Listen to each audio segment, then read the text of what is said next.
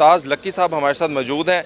इनसे हम पूछेंगे कि क्या सोच के इन्होंने यहाँ पे अपनी जो इनकी प्रोडक्शन है, लीडर प्रोडक्शन की जो ब्रांच यहाँ नवीद पाकिस्तानी को दी, कि जो इन्हों की वाह पाकिस्तानी फ़िल्म थी उससे मुतासर हो के, या कोई और रीज़न है?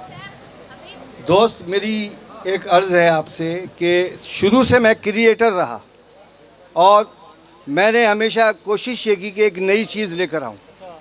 ये हमारी इंडस्ट्री और हमारी ऑडियो की इंडस्ट्री या शोबिज़ के लोग इस बात को जानते हैं कि सबसे पहले कैसेट, गाना पहले मिलता था लेकिन कैसेट को सही ऑर्गेनाइज़ करने के बाद पहली दफ़ा मैं कैसेट लेकर आया। फिर लोहे की कैसेट जो पाकिस्तान में सुनी नहीं जाती थी, चंद एक लोग तरीके से करते थे, उसको किया। फिर हुआ ये कि हमने फ़िल्म बनाई, वहाँ पर सिंधी फिल्में हम बेशुमार बनाते हैं। मैं वहाँ के चैनल से भी वाबस्ता हूँ, KTN से। तो वहाँ मेरे एक ड्रामे भी रिकॉर्ड हुए जो मेगा ड्रामे थे। हुआ क्या कि यहाँ पर एक बंदा आया, उसने कहा कि यार लोग यहाँ से पैसे लेके खा जाते हैं और फिल्म नहीं बनाते। तो मैंने बोला तो क्या मसला है? कह रहे मसला ये आर्टिस्ट बहुत है। मैंने चलो अपन फिल्म बनाते हैं, और हमने खून ताकत फिल्म बनाई। और अब दोबारा वापस आने का मकसद ये था कि मैंने देखा कि कल्चर को, जो सराइकी कल्चर ही नहीं है, उस कल्चर का मुंह बिगाड़ा जा रहा है, उसकी शक्ल बिगाड़ दी गई है। उस कल्चर में जहाँ बहन और माँ बाप और बेटी के एक दूसरे के लिए एहतराम, इज़्ज़त और मोहब्बत है, उस कल्चर को यहाँ के 2-3 आर्टिस्टों ने इस कदर गालियों से नवाज दिया कि माँ बहन बेटी के साथ इसको देखा ही नहीं जा सकता। तो मेरे सहन में यह बात आई कि क्यों ना हम अपने कल्चर को, क्योंकि कल्चर पाकिस्तान में कहीं भी हो वो मेरा कल्चर है। पहले तो मैं पाकिस्तानी हूँ ना, मैं सिंध में रहता हूँ, सिंध का कल्चर है। उर्दू ज़बान बोलता हूँ, उर्दू का कल्चर है। सराइकी ज़बान है, सराइकी कल्चर। इवन कि मेरी शादी भी सराइकियों में हुई है और मेरी बीवी भी सराइकी है। तो मैं थोड़ा सा इस कल्चर को समझता हूँ। जब मैंने देखा कि ये तो एक अजीबो गरीब आदमी अपने पैसे बटोरने के लिए गालियाँ बक के बस मासी फलाना, आप समझ गए हो मेरा इशारा। तो इस किस्म के चर्सी, अब एक चर्सी आर्टिस्ट होगा तो मेरा बच्चा चर्सी बनेगा ना। तो चर्सी क्यों? वो क्यों नहीं एक ऐसा आलम बुलंद करता कि जिसमें तारीख रकम हो? ऐसा क्यों नहीं करता कि वो अपने घर को संभाले? ऐसा क्यों नहीं कर सकता कि माँ की, बहन की, बेटी की और बीवी की सबकी इज़्ज़त करे? ये हमारा कल्चर है। इस कल्चर को मद्देनज़र रखते हुए जब नवीद पाकिस्तानी यहाँ पर आया तो मेरी उससे बात हुई। मैंने इस लड़के में देखा कि शौक़ है। यहाँ पर बात यह कि शौक़ और दूसरा दयानतदारी। तो दयानतदारी जो मेरी नज़रों ने परखी, मैंने देखा ये बंदा काम करना चाहता है, तो क्यों ना इसको सपोर्ट किया जाए। मैं वहाँ पे अपना काम करता हूँ, मेरा स्टूडियो है, फिल्म, ड्रामा, गाना हम सब बनाते हैं। लेकिन यहाँ पर एक खला था। खला ये था कि यहाँ के लोग बना के चंद पैसों के लिए कंपनी को दे दिया और फिर कंपनी वाला पैसे कमा कर खा रहा है। उस गरीब आदमी ने जिसने अपना शौक़ पूरा किया उसको एक पैसा भी नहीं मिला। माफ़ी चाहता हूँ। मैं ये चाहता हूँ कि जो आर्टिस्ट है वो अगर काम कर रहा है तो उसको जब इस काबिल हो जाए कि ऐसा स्टार में पैसे नहीं मिलते, लेकिन एक वक्त ज़रूर ऐसा आता है कि उससे वो आदमी पैसा कमाता है। मैं पैसे कमाऊँगा। अगर मैं पैसे कमा रहा हूँ तो उसके खून पसीने की कमाई को मैं हराम अपने बच्चों को अपने पेट में क्यों डालूँ?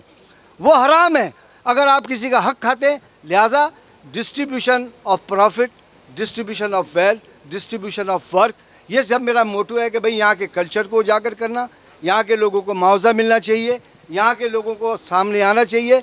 एक बेपनाह ये जो बैठे हुए रूही के लोग, ये मारवाड़ी लोग, आप यकीन करेंगे इनकी ज़बान मीठी, इनका मोर नाचे तो उसके पैरों के अंदर मिठास, कमाल है। ये वो लोग हैं और मैं यही मकसद लेके आया मेरे दोस्त कि हम यहाँ पर आकर काम करें दयानतदारी से, यहाँ पर हम काम करें इंसाफ से, और जो हकदार है उसको हक मिले। और अगर कोई गलती हो तो आप प्रेस वाले बैठे ज़रूर निशानदेही करना, इंशाल्लाह अपनी गलती और कोताहियों को दूर करने की कोशिश करेंगे। अच्छा मुमताज़, ये बताइएगा, ये बताइएगा कि लीडर प्रोडक्शन की बुनियाद कब रखी? क्योंकि हमारे यहाँ पे बहुत सारे दोस्त हैं, हमारे भी कुछ देखने वाले ऐसे हैं जो कैसेट से नावाकिफ़ हैं। ठीक है, जिस तरह अगर हम 2005 के बाद की अगर बात की जाए तो उससे मतलब कैसेट बिल्कुल ख़त्म हो गई थी। तो थोड़ा उसके बारे में बताइएगा कि कैसेट की बुनियाद। अच्छा दोस्तों, ये हमारे साथी दोस्त बैठे, ये बड़ी ज़बरदस्त सवाल किया भाई साहब ने। मैं इंतहाई मोस्ट सीनियर इस फील्ड में हूँ। मुझे लोग खिताब देते हैं बाबा कैसेट का। आज अगर टीपी कंपनी है, आज अगर नाज कंपनी है, वो मेरे इस पैगाम को सुनेंगे, अगर एतराज़ है तो मैं जुर्माना भरने के लिए तैयार हूँ। वो मेरा माल बेचते रहे और उनको मैंने सपोर्ट किया, और एक वक्त ऐसा आया कि उन्होंने मेहनत की, बाकायदा मेहनत की, उनका भी नाम हो गया। मैं सिंधी फील्ड में और मेरे अपना सियासी थोड़े मामलात हैं, उस मामले में मैं मसरूफ़ रहा, तो इस वजह से मेरी तवज्जो ज़रा इस पर कम रही। फिर मुझे हार्ट अटैक हुआ, तो उसके बाद मैं थोड़ा सा नर्वस हो गया। लेकिन फिर दोबारा हार्ट अटैक हुआ, तो मैंने बोला जाते जाते कुछ ऐसा कर जाओ कि जो काम हो जाए। सीनियरिटी की ये बात है कि इंतहाई 1982 में मैंने ये काम शुरू किया। 1982 में जब 2 माइक रखकर कैसेट रिकॉर्ड होती थी उस वक्त। आज तो 24 चैनल 56 चैनल होते हैं, लेकिन उस वक्त से काम किया। और ये हमारे जितने भी लोग हैं ये सब मोस्ट जूनियर हैं, चाहे वो हसन शाह हो, चाहे वो जय किशन हो, चाहे XYZ जो भी हो, वो बाबा कैसेट के मनूर मिन्नत है और वो उनको इस बात का पता है। अच्छा, थोड़ा एक और भी नॉलेज में इजाफा कीजिएगा, क्योंकि देखने वाले सुनना चाहते हैं कि कैसेट को किस तरह रिलीज़ किया जाता था, इसका क्या तरीकाकार होता था, वो भी थोड़ा बता दें। क्योंकि ये अब ओल्ड चला गया है, लेकिन फिर भी कुछ शौक रखते हैं लोग। मुझे ये लगता सारा है कि आप सारी पोले खुलवाना चाहते हैं। देखिए जी, बात मैं बताऊं, बात है दियानतदारी की। जब आदमी दियानतदार होगा तो कैसेट चली तो पैसे आते हैं, पैसे आए तो देखना ये उसी आर्टिस्ट को कि आया इसकी डिस्ट्रीब्यूशन ऑफ प्रॉफिट सही हुआ, इसका रिटर्न उसको सही मिला। अगर किसी ने बददियानती की है तो उसको अल्लाह जाने, वो जाने, कभी चैन से नहीं रहेगा। लेकिन यह है कि जो कैसेट का प्रॉफिट होता था, 2 पोर्शन होते थे इसमें। एक ये कि उसको फुल पेमेंट कर दी जाए तो उसका तमाम प्रॉफिट हमारा होता था। एक कुछ लोग ऐसे हैं इस पंजाब में जो बेचारे काम कर लेते हैं शौक़ के अंदर, लेकिन उसको रिलीज़ करने वाला कोई नहीं होता। तो वहाँ पर एजेंट और ऐसे ठेकेदार बैठे हुए जो ताड़ के बैठते हैं कि यार आए आए आए आए, आने के बाद जिसमें लोहा है, जिसमें गाना है, जिसमें फिल्म है, जिसमें सॉन्ग्स है, सब हैं। अब वो बेचारे क्या कर सकते हैं? बात सारी नीयत पर है। नीयत अगर सही है तो मुआवजा तो है, और अगर मुआवजा नहीं है तो फिर उससे क्यों लिया जा रहा है? अगर एक चीज़ चल नहीं रही तो उससे क्यों लिया जा रहा है?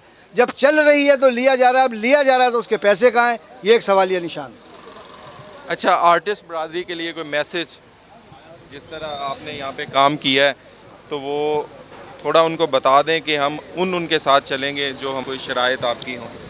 देखिए जी, फ़न की कोई शराइत नहीं होती। यहाँ पर जो लोग जहाँ काम कर रहे हैं वो करें। अगर हमसे रब्ता करते हैं तो वेलकम। दरवाज़ा, ये दरवाज़ा इसलिए बना के इसमें जो भी आए जाए, किसी पर पाबंदी नहीं है। लेकिन अगर कोई पाबंद है कहीं एग्रीमेंट का तो हमें किसी के एग्रीमेंट को तोड़ने की ज़रूरत नहीं है। लेकिन अगर हमारा किसी से एग्रीमेंट हो गया और किसी कंपनी ने भी उस आर्टिस्ट को डिस्टर्ब करने की कोशिश की, तो मैं सबके सामने कह रहा हूँ, उसकी ईंट से ईंट बजा दूँगा।